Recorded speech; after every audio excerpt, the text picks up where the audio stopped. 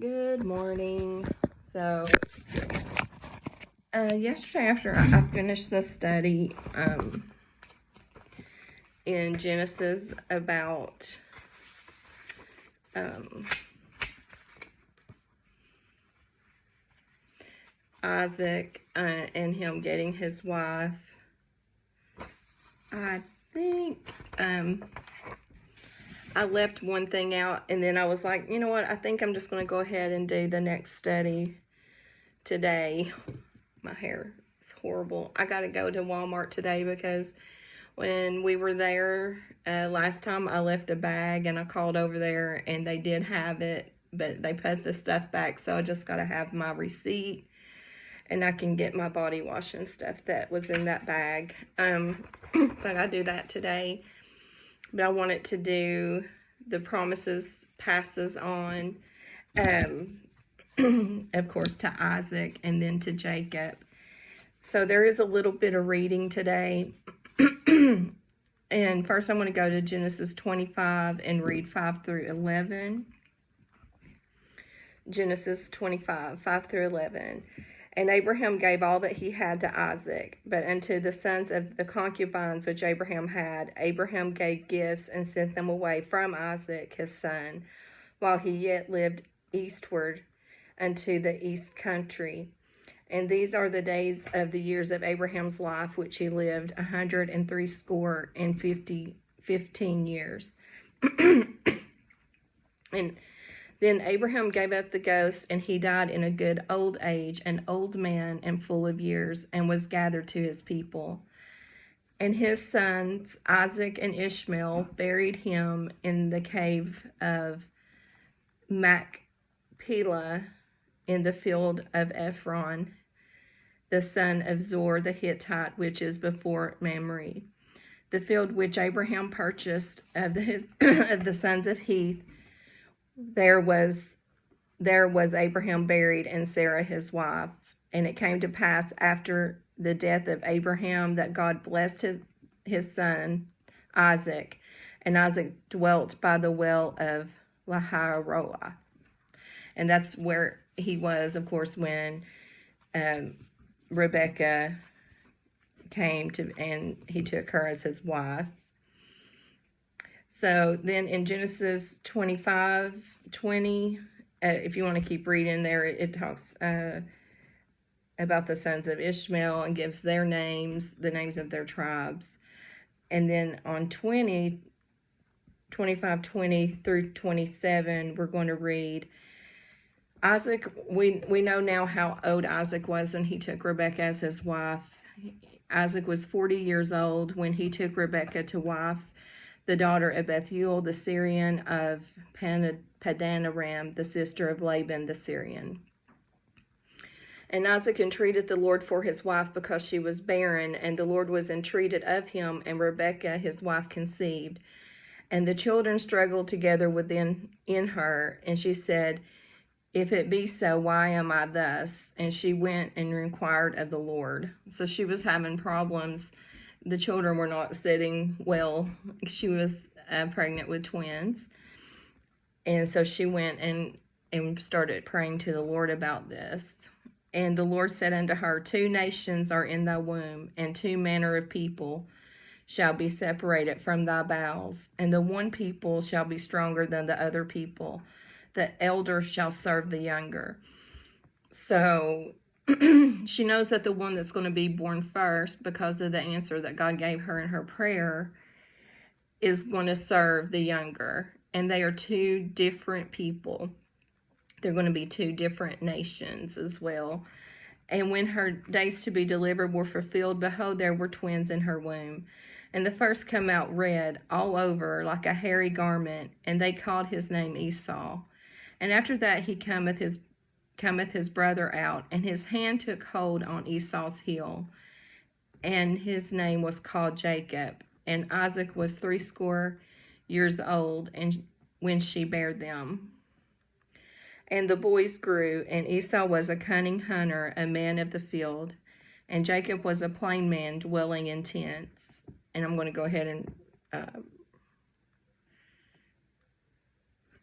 read on to 28. And Isaac loved Esau because he did eat of the venison, but Rebekah loved Jacob. So we see that these boys were so different, as night and day. And we also know that Rebekah favored Jacob and Isaac favored Esau. So we see the relationship with the parents and the children. And so in 25, 29 through 34, we're going to see that Esau, being the firstborn, would have inherited everything. But Esau really didn't care about his birthright. He didn't keep it as something sacred or special to him. In Genesis 25, 29, it said, "And Jacob sowed pottage, and Esau came from the field, and he was faint. And Esau said to Jacob, Feed me, I pray thee, with that same red pottage, for I am faint." Therefore was his name called Edom. And Jacob said, "Sell me this day thy birthright." And Esau said, "Behold, I am at the point to die, and what profit shall this birthright be to me?" So he didn't trust God, that God could keep him alive and that he wouldn't have to sell a birthright for something to eat. That shows you about Esau being very, I want it now. I'm not going to wait on the Lord to provide for me. If the birthright was sacred to Esau, he would not have sold it for a bowl of porridge. So,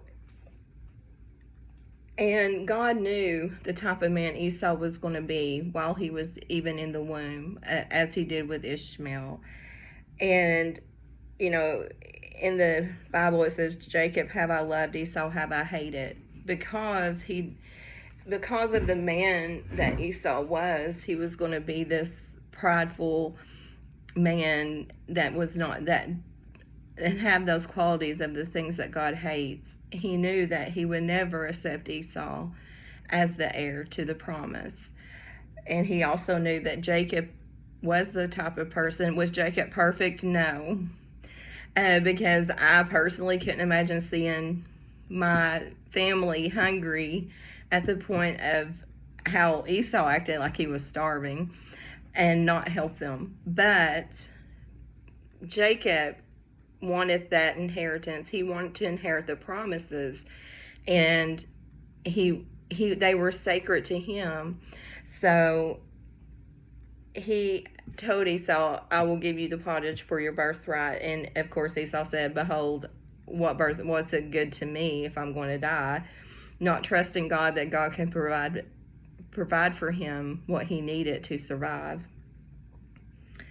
And if you can't even trust God to feed you, how is he going to have this promise when we know with the promise that it gets handed to Jacob, or gets handed down to Jacob?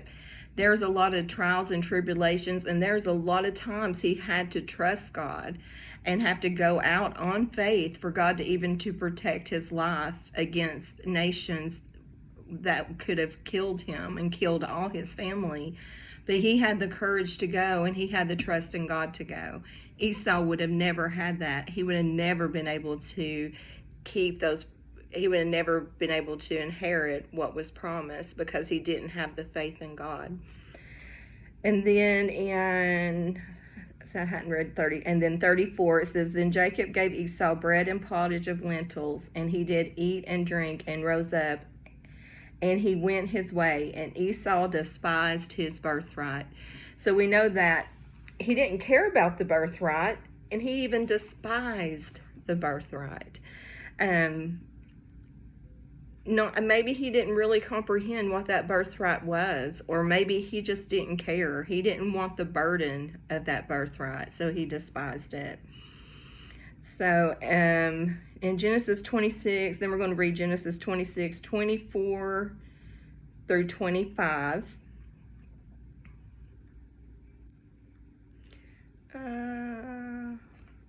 Okay, well, after that, there's a famine in the land, and then they're coming out of the land that they had went into for to be that had food and water and everything that they could survive. And they went up from thence, from the country they were in, to survive and to Beersheba. And in 24 it said, and the Lord appeared unto him that same night, and said, I am the God of Abraham thy father. Fear not, for I am with thee. I will bless thee mightily, and thy seed for my servant Abraham's sake. So he's saying this to Isaac. And 24 and 25, and Isaac built there an altar, and he called upon the name of the Lord, and he pitched his tent there, and Isaac's servants digged a well. And then Isaac's servants had to fight over this well, so they went out and they dug another well. And finally, in 28, they said unto Isaac, we saw certainly that the Lord is with thee, and we said, let there be now an oath betwixt us, and even betwixt us and thee, and let us make a covenant with thee, because they kept fighting him for these wells. And so finally the powers that be in that country that was by Isaac said, let us make a covenant with thee. We see that God is with you. Like wherever Isaac went, he dug a well. And he had a lot of servants, and he was mighty in the land as well. And we're going to make a covenant with thee, that thou wilt not hurt us, as we have not touched thee, and as we have done unto thee nothing but good, and have sent thee away in peace, thou art now blessed of the Lord.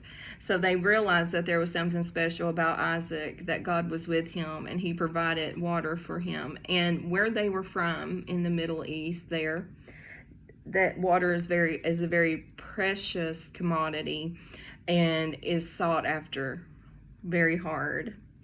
And so they made a feast, and they did eat and drink. And in the morning, they swore one to another, and Isaac sent them away, and they departed from him in peace, because his servants were having to fight these people for the wells that they were digging.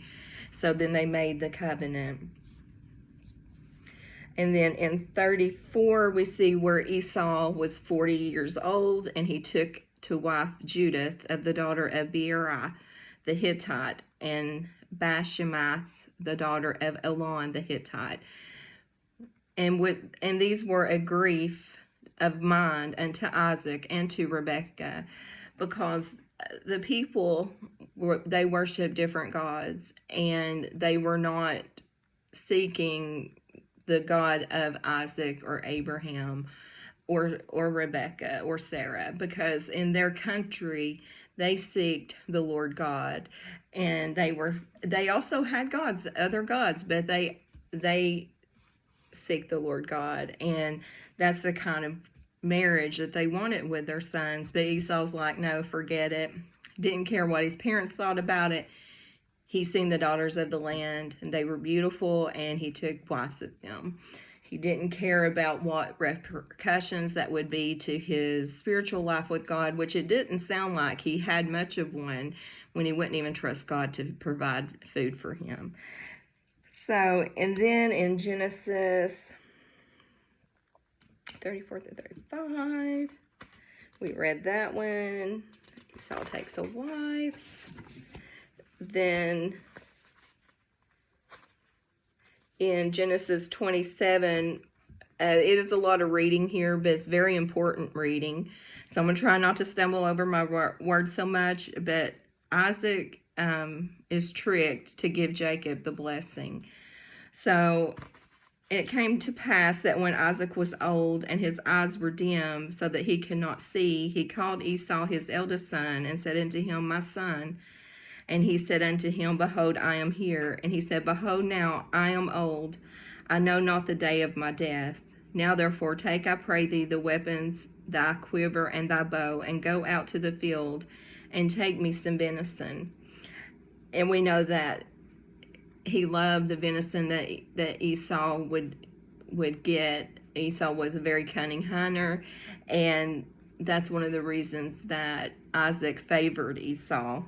So before he died, he wanted to eat of Esau's meat that he had. And he said, and make me savory meat such as I love, and bring it to me, that I may eat, and my soul may bless thee before I die. So he is ready now. He's at the age he thinks he is close to death, and he's going to give the blessing of the promises to Esau. And Rebekah heard when Isaac spake to Esau his son, and Esau went into the field to hunt for venison and to bring it. And Rebekah spake to Jacob her son, saying, Behold, I heard thy father speak unto Esau thy brother, saying, Bring me venison, and make me savory meat, and that I may eat and bless thee before the Lord, before my death. Now therefore, my son, obey my voice according to that which I command thee. Go now to the flock, and fetch me from thence 2 good kids of the goats, and I will make them savory meat for thy father, which such as he loveth. And thou shalt bring it to thy father, and he may eat, and that he may bless thee before his death. So Rebekah, being foretold that Jacob is going to inherit these promises, she is taking it upon herself to make sure Jacob gets this blessing. And Jacob said to Rebekah his mother, Behold, Esau my brother is a hairy man, and I am a smooth man. My father peradventure will feel me, and I shall seem to him as a deceiver, and I shall bring a curse upon me and not a blessing. So he knows that even though Jacob can't see him, he will feel him, and he will know that he's not Esau. And his mother said unto him, If on me be thy curse, my son, only obey my voice, and go fetch me them. So she's going to help trick Isaac to give Jacob the inheritance. And he went, and he fetched, and he brought them to his mother, and his mother made savory meat such as his father loved. And Rebekah took goodly raiment of her eldest son Esau, which were with her in the house, and put them upon Jacob, her younger son. So she even knew that Isaac would smell the difference between Jacob and Esau. So she had some of Esau's clothing that she put on Jacob, and she made skins of kids of the goats upon his hands and upon the smooth of his neck. And she gave the savory meat and the bread which she had prepared into the hand of her son Jacob. And he came unto his father and said, My father. And he said, Here am I. Art thou my son? And Jacob said unto his father, I am Esau thy firstborn. I have done according as thou biddest me. Arise, I pray thee, sit and eat of my venison, that thy soul may bless me. And Isaac said unto his son, How is it that thou hast found it so quickly, my son? And he said, Behold, because the Lord thy God brought it to me. And Isaac said unto Jacob, Come near, I pray thee, that I may feel thee, my son, whether thou be my very son Esau or not. And Jacob went near unto Isaac his father, and he felt him, and said, The voice is Jacob's voice, but the hands are the hands of Esau. And he discerned him not, because his hands were hairy, as his brother Esau's hands, as he blessed him. So then he's sorry. So then he's going to give him the blessing. And he said,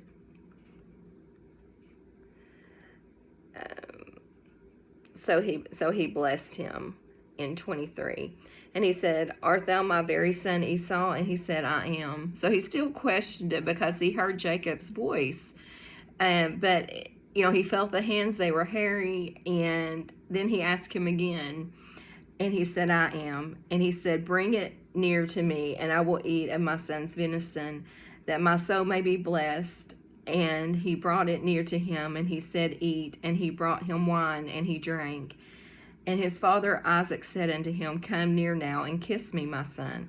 And he came near, and he kissed him, and he smelled the smell of his raiment, and he blessed him, and said, See, the smell of my son is as the smell of a field which the Lord hath blessed. Wherefore God, and then this is the blessing, wherefore God give thee of the dew of heaven, and the fatness of the earth, and plenty of corn and wine. Let people serve thee, and nations bow down to thee. The Lord be Lord over thy brethren, and let thy mother's sons bow down to thee. Cursed be every one that curseth thee, and blessed be every one that blesseth thee. And I'm just underlining that because it can go with another study that we can do. And it came to pass, as soon as Isaac had made an end of blessing Jacob, and Jacob was yet scarce gone out of the presence of Isaac his father, that Esau his brother came in from hunting. And he made savory meat, and he brought it to his father. And he said to his father, Let my father arise and eat of his son's venison, that thy soul may bless me.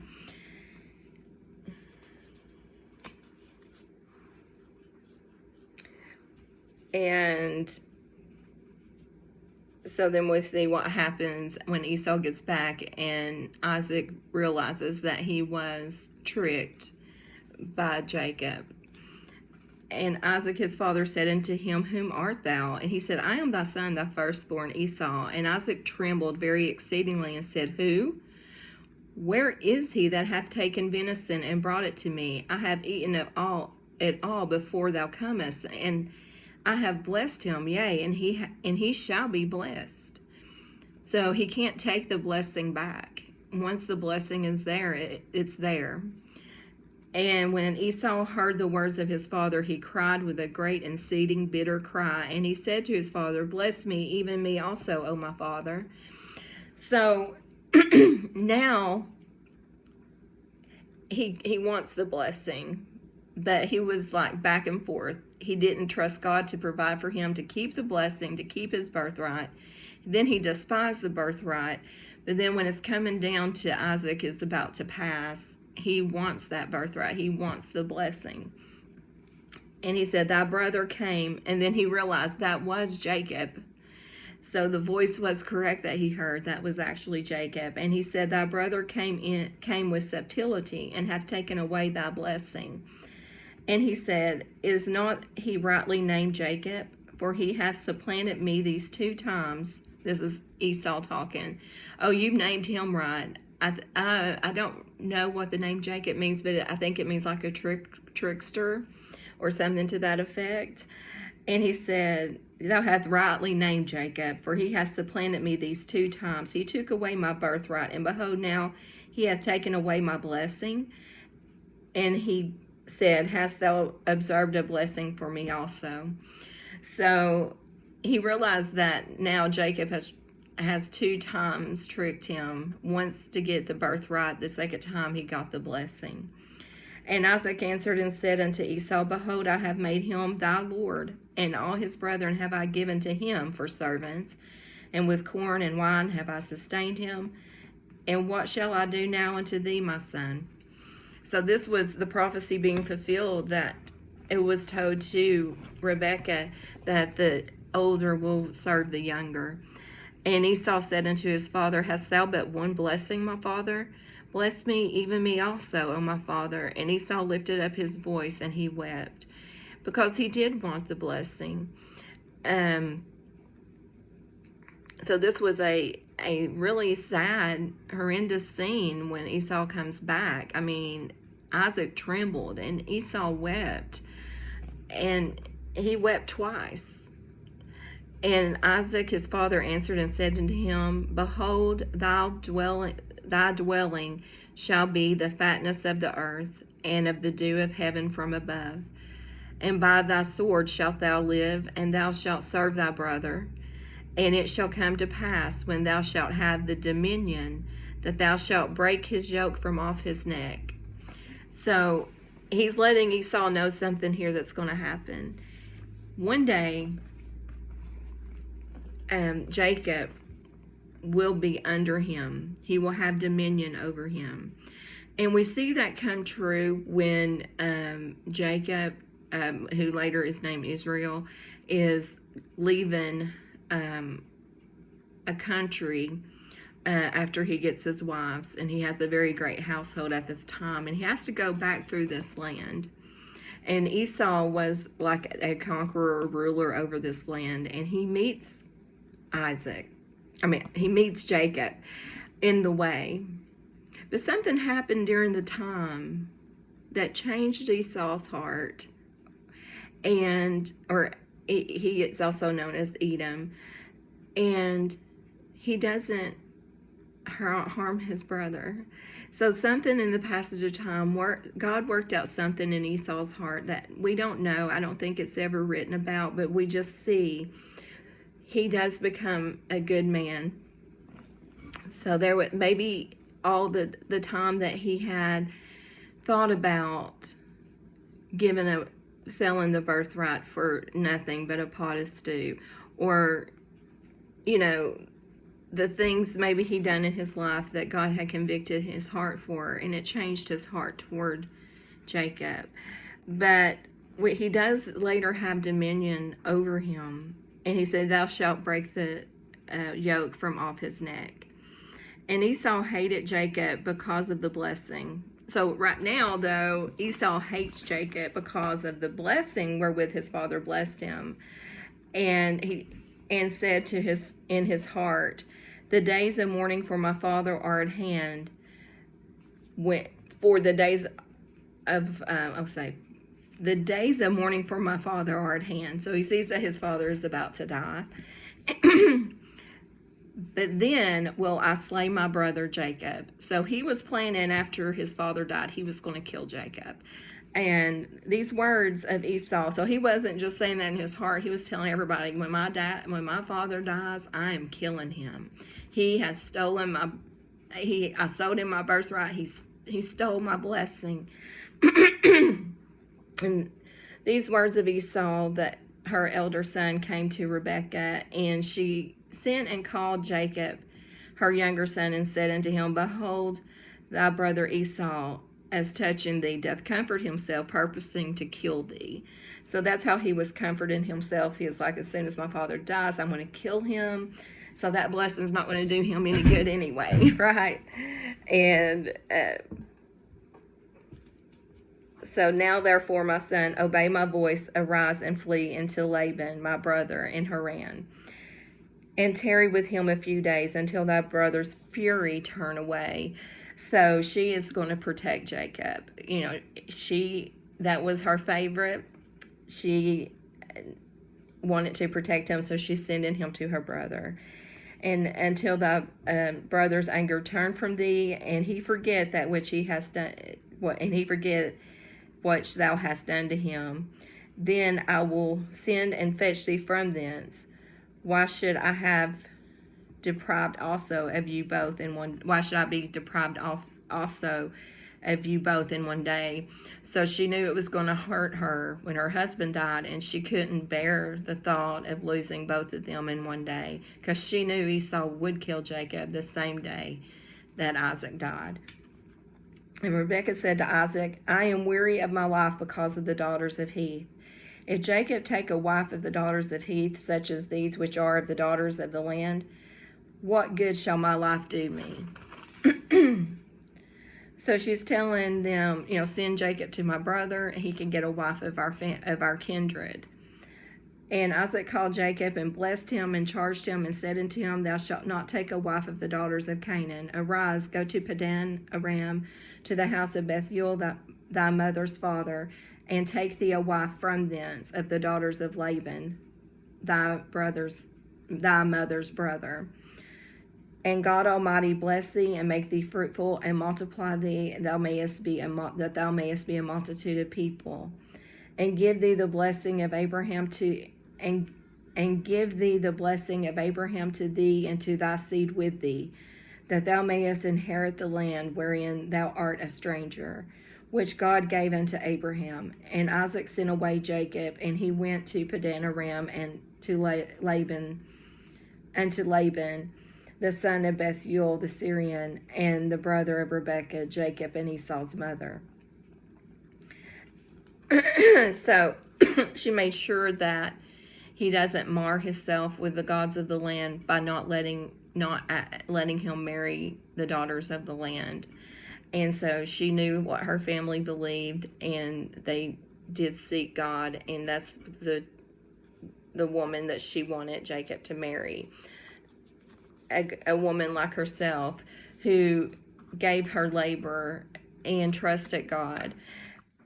And so we know when she watered those 10 camels, this woman was a good woman, and she cared for other people and animals, and that she didn't care how tiring the work was. She did it.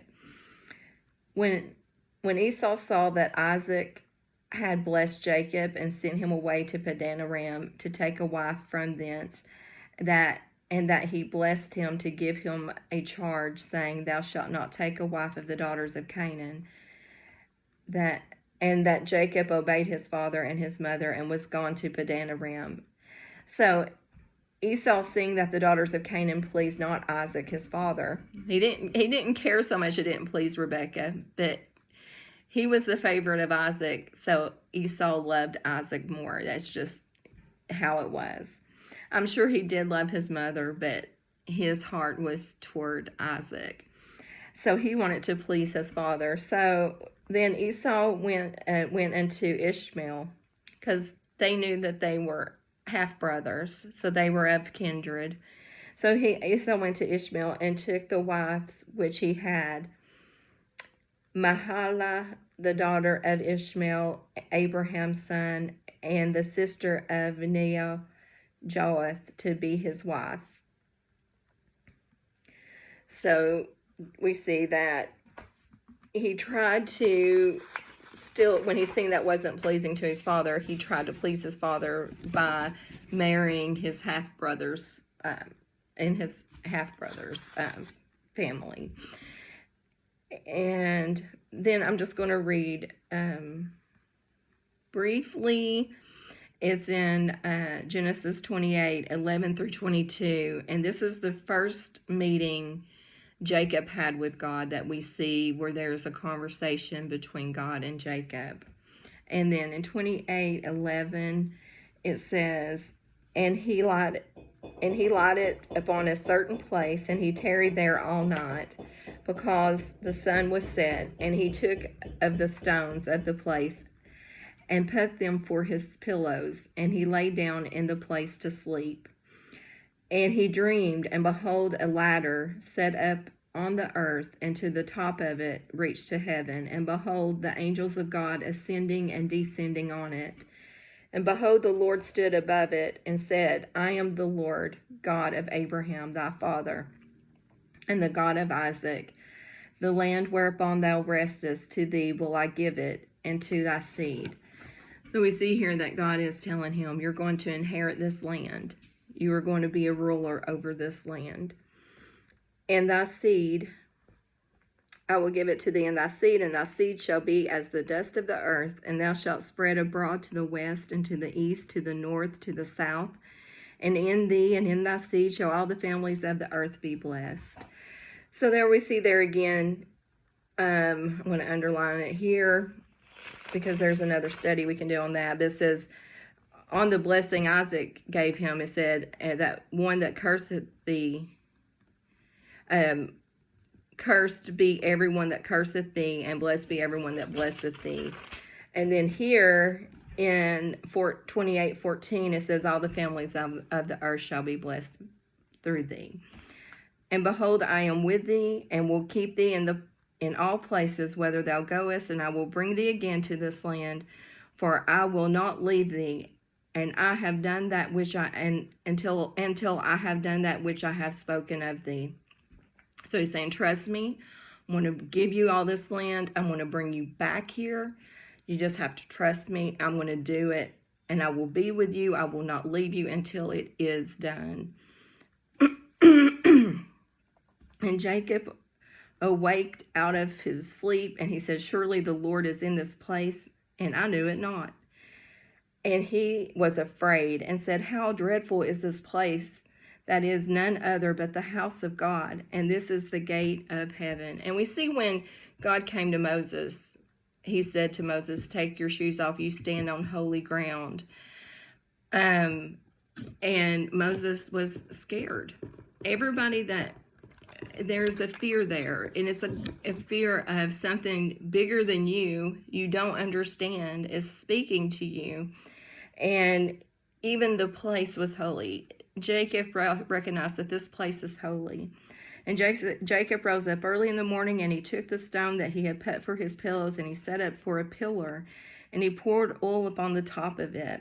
And he called the name of that place Bethel. But the name of the city was called Luz at the first. And Jacob vowed a vow, saying, if God will be with me, and will keep me in the way that I go, and will give me bread to eat and raiment to put on, so that I come again unto my father's house in peace, then shall the Lord be my God. And this stone which I have set a pillar shall be God's house, and of all that thou shalt give me, I will surely give the tenth unto thee. So he says, okay, God, if he surely will keep me, like he said, he's not going to leave me, he's going to provide for me, and he's going to bring me back in peace. No one at this time Esau wants to kill him. If he brings me back to this place in peace, then he is going to be my God. And this is going to be God's house. And all that he has, he's going to get. Anything he gets along the way, any possession, he's going to give a tenth to God. So we see there the first meeting with Jacob and God, and it was in a dream, but he knew it was more than a dream. He knew he was actually speaking to God. So I'll probably do another one tomorrow, but this one was the promises passed to Jacob. And then Jacob accepted it, and he said, you will be my God. You're going to stay with me, bring me back to this place in peace. And everything I have, I'm going to give you a tenth. So we're seeing that Jacob believed God, and he's trusting him, and he's like, okay, we're going to do this. So just get me back here in peace, and then we're going to do it. So he accepted the inheritance, he accepted the promises, and he's trusting God for those things. That's all I have for now. I'm going to do another study this morning, and then maybe an update for people who, when I started this channel, was about being laid off from work and finding a job. So I found one. I start on Thursday. So I'm praying that everything goes well with that, and I can learn it really quickly, their systems and everything. But that's all I have for today. Oh, we didn't do a Bible verse.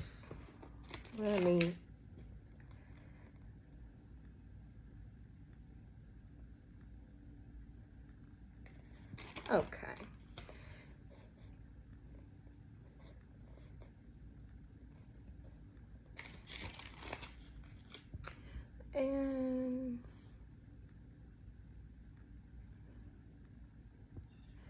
And this is in St. Matthew 12, chapter 3.